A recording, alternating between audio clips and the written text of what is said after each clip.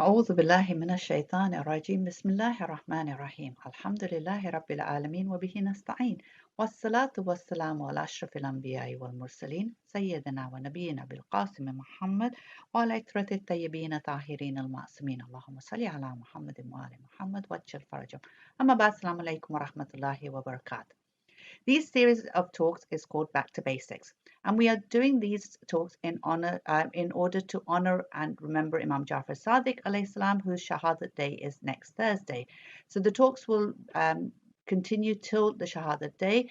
There are 7 talks all in all, each between 5 to 10 minutes long, and we're looking at perfecting our salah and making sure that we have got the wajib aspects of the prerequisites and the salah correct, inshallah. So we will start off with wudu.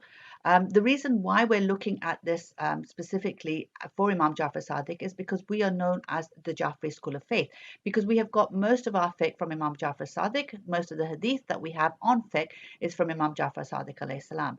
And this is because at the time of Imam Jaffer Sadiq alayhi salam, the Abbasides had just overtaken the Umayyads and they were trying to consolidate their power. So they had left Imam alone so that he was able to actually preach without being persecuted as much. And so this is why we have most of our fiqh, most of the hadith that we have is from Imam Jafar Sadiq alayhi salam. So we're going to be looking at the fiqh of our salah, inshallah.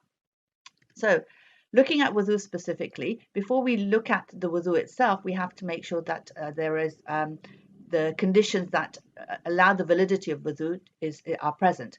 So here I've broken it up into 3 different aspects: the water, the container, and the person who is doing the wudu themselves. So the water obviously has to be tahir, it must not be najis.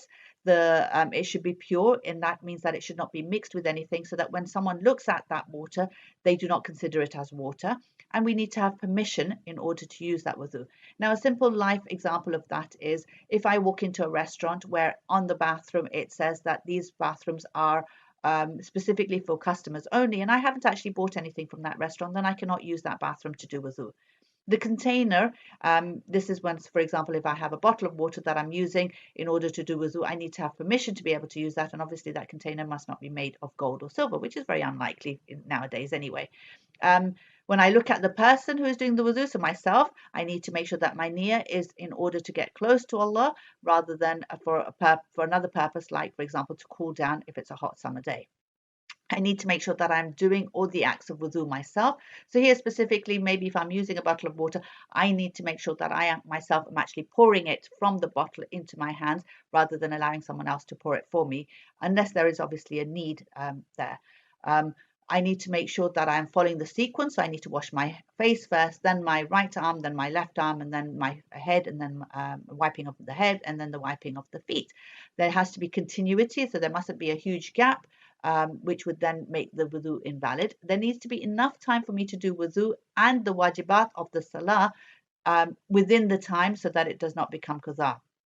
And when I'm doing the wudu, I need to make sure that there are no obstacles in any of the wudu area which would stop the water from reaching the skin. So starting from looking at the Quranic verse which talks about wudu in the Holy Quran, which is in Surah Maida, Surah number 5, verse 6, Allah subhanahu wa ta'ala tells us, A'udhu billahi minash shaitanir rajim, Ya ayyuhalladhina amanu idh qumtum ila salah. O you who believe, when you stand up to pray, for the prayer, فَاغْسِلُوا وُجُوهَكُمْ وَأَيْدِيَكُمْ إِلَى الْمَرَافِقِ. Wash your face and your hands to the elbow. Now, this does not tell you the direction, but to the extent, which is the elbow, because at this end there is no extent. We wash it all the way down to the fingertips. So the إِلَى الْمَرَافِقِ is the elbow. So we're washing our face and our arms to the elbow, the extent, not the direction. وَامْسَحُوا بِرُؤُوسِكُمْ وَأَرْجُلَكُمْ إِلَى الْكَعْبَيْنِ. And wipe a part of your head and your feet to the ankles, again showing the extent to where we're wiping to. So the wajib aspect of the wudu is the niyyah, the washing of the face and the arms, and the wiping of the front portion of the head and the upper part of the feet. Looking at each aspect of this.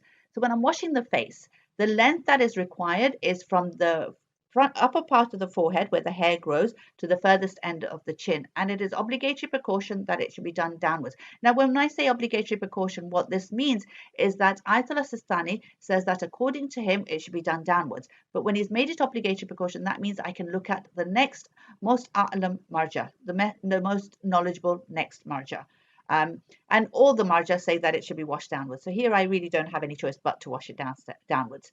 The breadth is from the thumb to the middle long finger, so like that. And in order to make sure that I'm covering the full length and the full breadth, I will do a little bit more. So I actually wash it this way as well. And when I'm washing the face, I need to make sure that I am washing in the areas that maybe if I just wipe like this, I wouldn't actually get to. And I need to make sure that there is nothing on the face which would stop the water getting to the skin of the face. When I'm washing the arms, I wash the right arm first and then the left arm, and it's from the elbow to the tips of the fingers downwards, and it has to be downwards.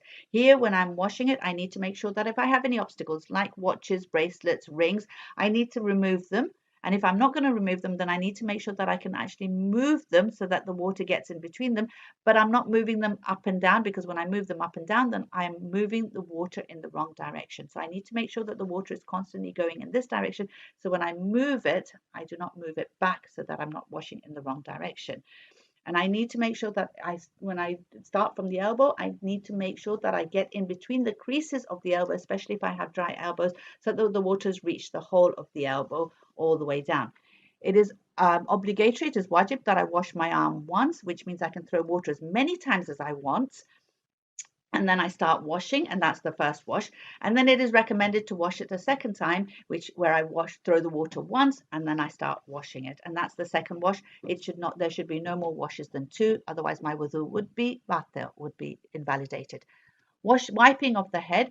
Here I then close the tap before I start the washing of the arm, so that I'm not taking water from the tap after I've washed the arm.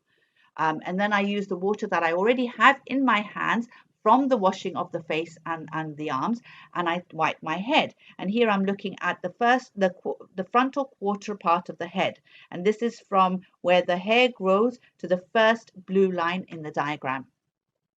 Any part of that, it needs to be wiped. The recommendation is that the length should be equal to 1 finger and the breadth to 3 fingers. And this we usually do, but we do it this way, whereas the recommendation is to do it this way. And better still, it is to use the whole of the palm all the way down to the fingertips. And here again, when I'm wiping, the recommendation is that I wipe towards the forehead, and I need to make sure that I don't take it all the way down to the forehead, so I don't mix the wudu and the masa, the wiping water together. And I don't need to sit there and actually ensure that it gets into the skin unless I have really, really thick hair or really long hair. The wiping of the feet is done again with the moisture that is already present in my hands. If I feel like I have run out of moisture and that my hands are no longer wet, I can use the water from my chin area in order to get my hands wet again. And the wiping for the feet is done from any toe to the ankle joint. This means that it actually has to go all the way to the ankle joint, not just to where the foot starts rising. The breadth is any width, but it is better to equal it to 3 joined fingers, and better still to use the entire foot to wipe the entire foot with the entire hand. And each time I'm moving the hand, not the head or the feet. And it is recommended that I wipe the right foot with my right hand and the left foot with my left hand. So in summary, the wajib aspects of the wudu is the niyyah, which should be done qurbatan ilallah, which is only for the pleasure of Allah, to get closer to Him, inshallah. The washing of the hands twice, the gargling 3 times, the pouring of the water in the nose 3 times, are all mustahabats. The washing of the face, wajib once, mustahab twice. The length is from the top of the forehead to the end of the chin downwards, and the width is from the thumb to the middle long finger. The washing of the arms is from the top of the elbow all the way down to the fingertips, downwards, right hand first, left hand second. The wiping of the head is a quarter frontal part. The length recommended is the length 1 finger, width 3 fingers. And again, the wiping of the feet is from any toe to the ankle joint in any direction. If I am someone who constantly doubts, then I need to ignore my doubt. If I doubt if the wudu has become void, and I'm not sure if my wudu is there or not, and if it's a then I need to ignore that doubt because it's a doubt, and I can my wudu is okay. If, however, I doubt whether I have performed the wudu or not, I have to take it back to certainty, and the certainty is that I had performed wudu. I'm doubting whether I have broken it or not, so then I ignore the doubt. And if I'm doubting whether I've actually performed it, there is no certainty that I've performed it, so therefore I need to perform the wudu. If I suffer from any illness which would break my wudu, so for example, if I have a problem with urine being discharged drop by drop, or constantly releasing wind from my backside, then I need to find a time when I have some respite and do my wudu and the wajib aspects of my salah then. But if I do not have any respite at all, then I would do my wudu and the wajib aspects of my salah as best as I can, and inshallah Allah will accept. I pray that this has been helpful. Inshallah we will look at Jabir wudu tomorrow. Wassalamu alaikum wa rahmatullahi wa barakatuh.